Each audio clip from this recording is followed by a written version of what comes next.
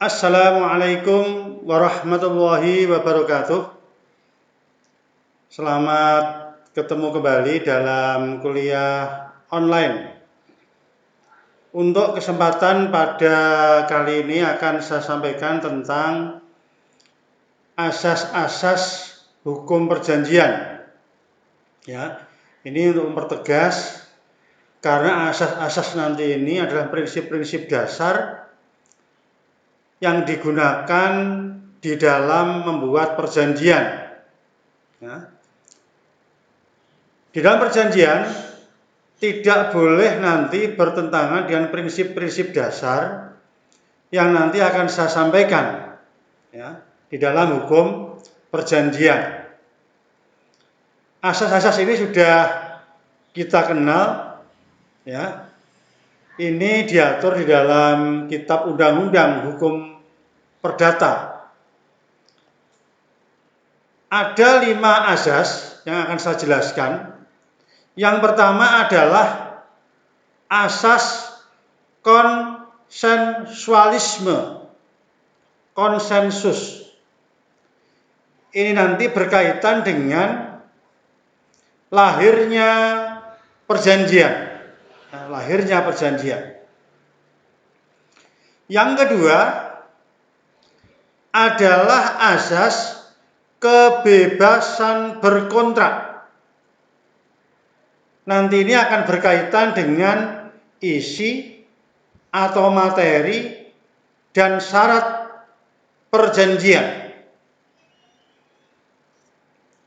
Yang ketiga adalah asas pacta sunt servanda. Asas ini nanti akan berkaitan dengan kekuatan mengikatnya sebuah perjanjian. Yang keempat, asas personalitas ya, atau ada mengatakan asas kepribadian, person. Ini nanti akan berkaitan dengan bagaimana berlakunya perjanjian. Yang kelima adalah asas itikat baik. Ini berkaitan dengan pelaksanaan perjanjian itu sendiri. Ya. Tentu asas-asas ini ada asas-asas yang bersifat umum. Memang nanti ada asas-asas lain ya, yang dirumuskan oleh para ahli hukum perdata. Pengembangan dari asas ini sebenarnya. Saya tidak masuk ke sana tapi hanya menguraikan asas-asas hukum perjanjian secara umum. Ya, secara umum. Ya. Saya mulai dari yang pertama. Tadi saya sampaikan namanya asas konsensualisme. Konsensus, kesepakatan di dalam perjanjian. Artinya apa?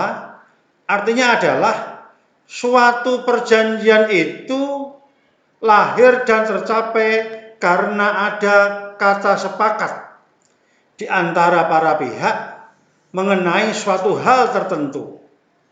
Ya, apakah itu sewa menyewa, apakah itu jual beli, ya.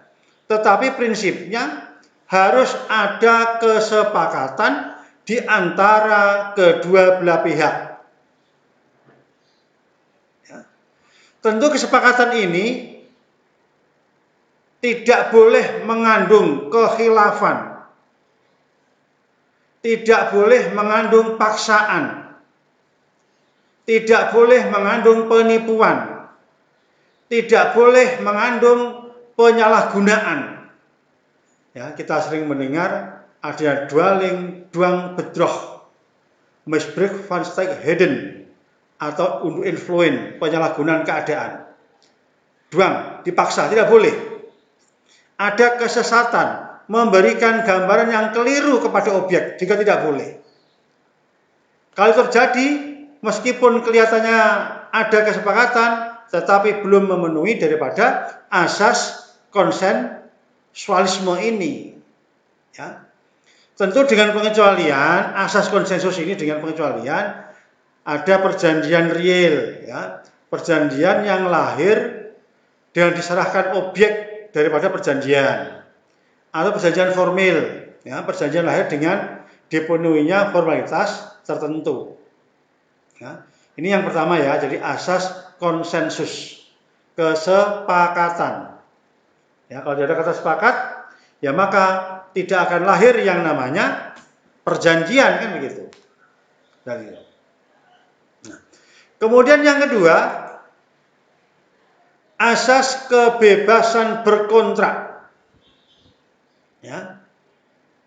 Artinya apa? Artinya setiap orang diperbolehkan membuat perjanjian, bebas membuat perjanjian. Ya, perjanjian. Untuk apa? Untuk membuat atau tidak membuat perjanjiannya. Yang kedua, untuk membuat perjanjian dengan siapapun orangnya. Ya. Bebas kita. Kemudian yang ketiga, bebas menentukan materi, isi, persyaratan perjanjian. Dengan klausul apa, isinya tentang apa. Contoh, jual beli misalnya. Harganya berapa, bagaimana cara pembayarannya, dan seterusnya. Jadi, materi ini kita bebas untuk menentukan. Bahkan kita boleh di dalam kebebasan berkontrak ini, kita boleh menyimpangi apa yang diatur di dalam kitab Undang-Undang Hukum Perdata. Boleh-boleh saja kita menyimpangi aturan itu. Bukan hukum publik ya, hukum perdata, biar nanti tidak salah memahami. Ya. Kemudian yang berikutnya, kita bebas untuk menentukan bentuk perjanjiannya. Bentuk perjanjian, nanti akan kita singgung tentang bentuk perjanjian itu bagaimana. Nah, bisa lisan, bisa tertulis, nanti akan saya jelaskan untuk sedikit tambahan dalam kebebasan berkontrak. Kemudian yang berikutnya, bebas untuk menentukan pada hukum mana perjanjian ini tunduk. Ya. Apakah kita akan tunduk kepada apa yang diatur dalam kitab Undang-Undang Hukum Perdata? Apakah kita akan tunduk kepada apa yang diatur dalam kitab Undang-Undang Hukum Dagang? Ya. Ini sebagai sebuah asas di dalam hukum perjanjian. Asas yang ketiga, asas pacta sunt servanda. Artinya, semua perjanjian yang dibuat secara sah mengikat sebagai undang-undang para pihak. Jadi kedudukan perjanjian itu sama dengan undang-undang. Artinya apa? Artinya seseorang yang sudah mengadakan suatu perjanjian tidak boleh dia menarik kembali isi perjanjian secara sepihak. Kalau memang mau menarik perjanjian, ya harus ada kesepakatan di antara para pihak yang membuat perjanjian itu sendiri. Pacta sunt servanda. Jadi kedudukannya itu nanti disamakan dengan undang-undang. Ya. Sehingga bagaimanapun perjanjian itu akan mengikat para pihak yang membuat perjanjian itu sendiri. Kan begitu. Dan asas berikutnya, asas personalitas. Artinya apa? Perjanjian itu hanya berlaku bagi para pihak yang membuat perjanjian itu sendiri. In persona, ya, personalitas. Tentu di dalam membuat perjanjian, asas personalitas atau asas kepribadian ini, ya kan, dia dalam rangka mewakili tindakan sebagai apa? Kan begitu.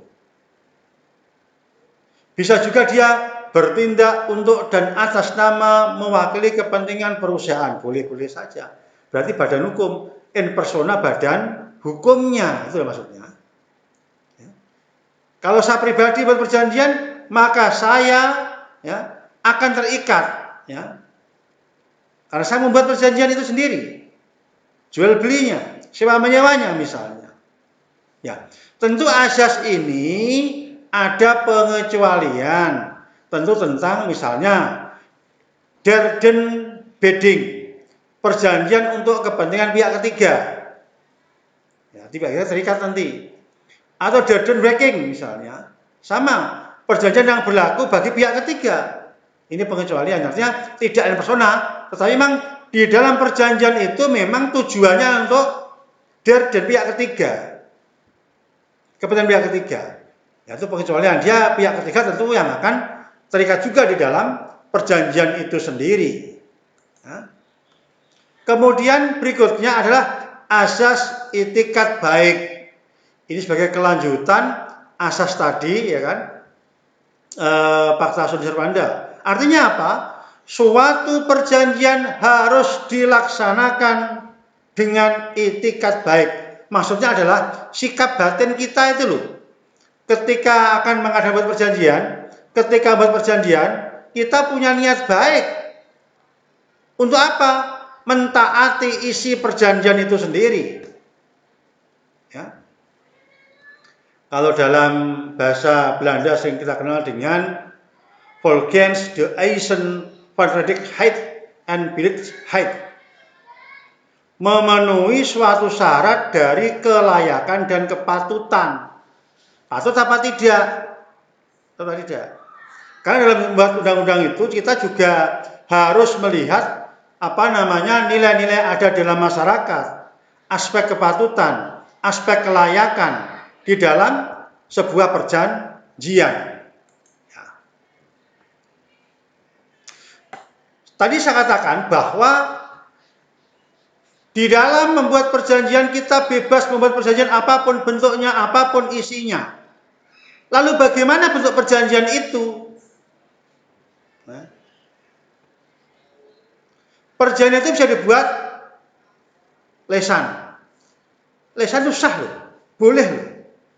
Buat perjanjian itu bentuknya boleh saja. Cuman memang ya kan, kita akan kesulitan di dalam proses pembuktian.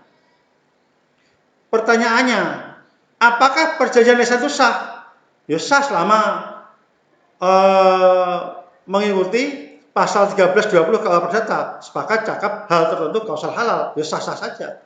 Tetapi nanti ya kita akan kesulitan di dalam membuktikan kapan buat perjanjiannya, apa isinya, ya meskipun bentuknya bisa lesan. Ini agak lemah dalam aspek pembuktian, ya. Ya kalau diakui ya selesai sebenarnya, perjanjian itu. Yang kedua, bisa dibuat secara tertulis. Apakah akan menggunakan akta otentik atau akta di bawah tangan perjanjian itu? Akta otentik itu adalah akta yang dibuat oleh dan atau di hadapan pejabat yang berwenang. Dibuat oleh pejabat misalnya, akta yang mengeluarkan itu pejabat yang berwenang. Akta kelahiran, pejabat yang berwenang yang mengeluarkan. Kalau di hadapan misalnya mau mendirikan perusahaan, ada akta notaris, ya, akta notarial maksudnya. Ada jual beli tanah misalnya di PPAT, pejabat yang berwenang. Itu autentik. Karena ada akta autentik, maka barang siapa mengingkari kebenaran sebuah akta autentik, kewajiban orang yang mengingkari untuk membuktikan kepalsuannya. Jadi, ya, yang mengingkari membuktikan. Contoh, misalnya saya membuat perjanjian di hadapan PPAT, perjanjian jual beli tanah. Ini akta otentik kan, tadi saya katakan. Maka ketika ada orang lain mengatakan, akta itu palsu, akta sah adalah palsu misalnya, ya kewajiban dia untuk membuktikan palsu atau tidak. Ya, misalnya ada proses yang cacat, ya berarti dapat dibuktikan. Selama tidak ada pembuktian dari pihak lawan tadi, ya itu adalah kebenaran hukum. Ya.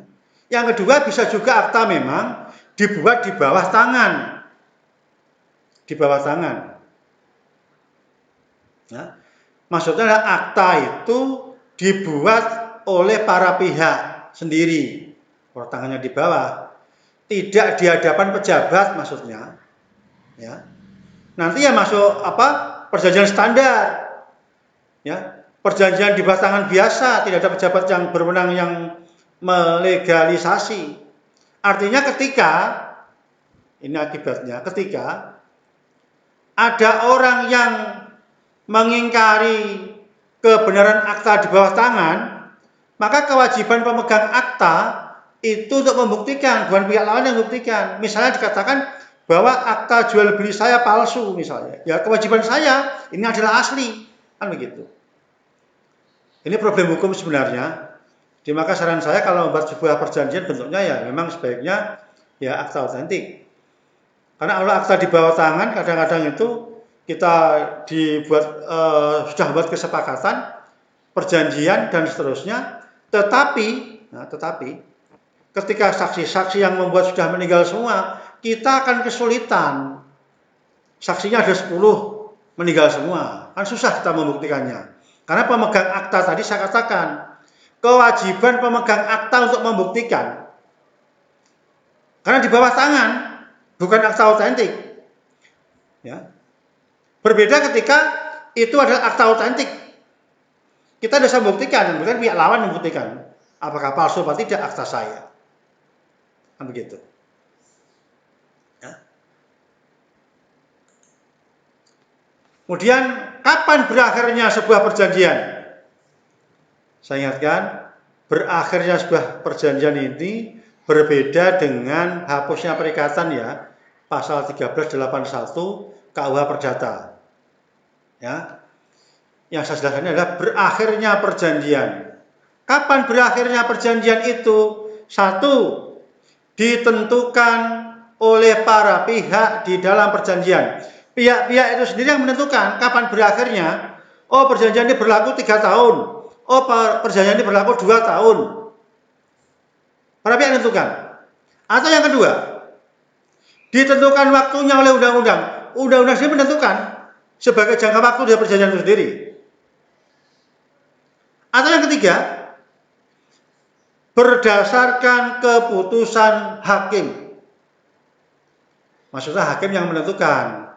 Ya sebenarnya kalau hakim yang menentukan biasanya ada sengketa hukum dulu kan, di pengadilan. Nanti hakim memutuskan bahwa perjanjian ini dinyatakan berakhir, kan gitu.